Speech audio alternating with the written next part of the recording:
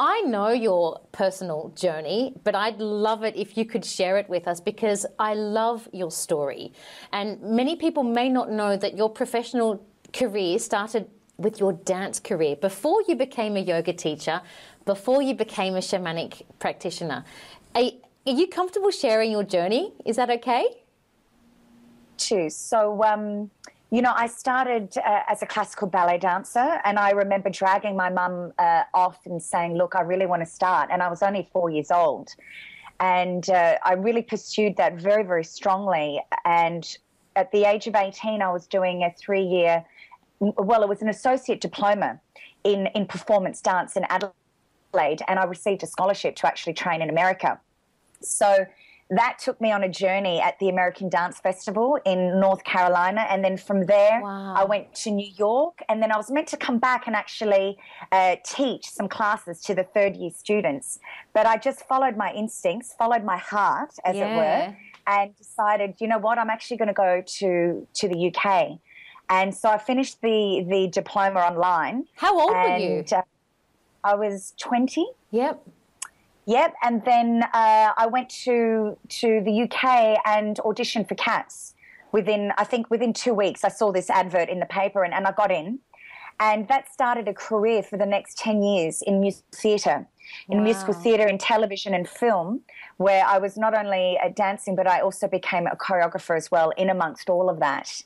And at the height of my career, as it were, travelling the world, I was choreographing a pop concert for the Asian superstar Sandy Lam. And I remember directing and choreographing this and looking at the opening night and just feeling that who I really was as a person and what was I was actually creating in my life were no longer married. So I took 6 months off at the height of my career and just thought, you know, I'm not going to do anything. I felt very burnt out. Where were you living at the time?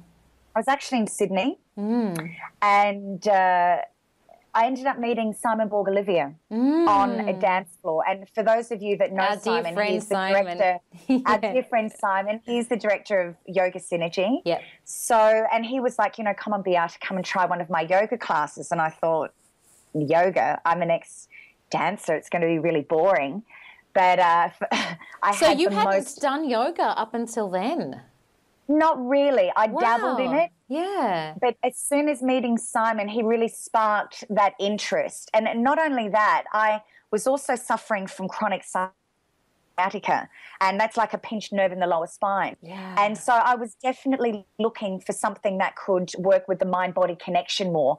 And I really loved Simon's approach. I loved his philosophy. I just loved his athleticism as well, and the strength of vinyasa class at the time when I was actually transitioning. So, you know, it was absolutely perfect. And I studied yoga with him and then other people as well. Katie met from Jivamukti. Katie Menetsis, yep. Katie Menetsis, thank you for actually pronouncing that properly. And then started my own business and ran a very successful business, managed my own studio. I was teaching something like 25 classes a week. Wow. And Can I just say, that is extraordinary. Huge. That is It's enormous. Talk about in for a penny, in for a pound. There's nothing half-hearted about you, pun intended. No. So, you know, I'd be starting at like 6 a.m. and finish at 9 o'clock at night, 6 days a week. Yeah. And, I mean, it's as much as I love yoga, I realized that after a while it wasn't embodying everything that I wanted to further explore. So I ended up going to a healing session. Yes. Yeah. How was your sciatica at that time?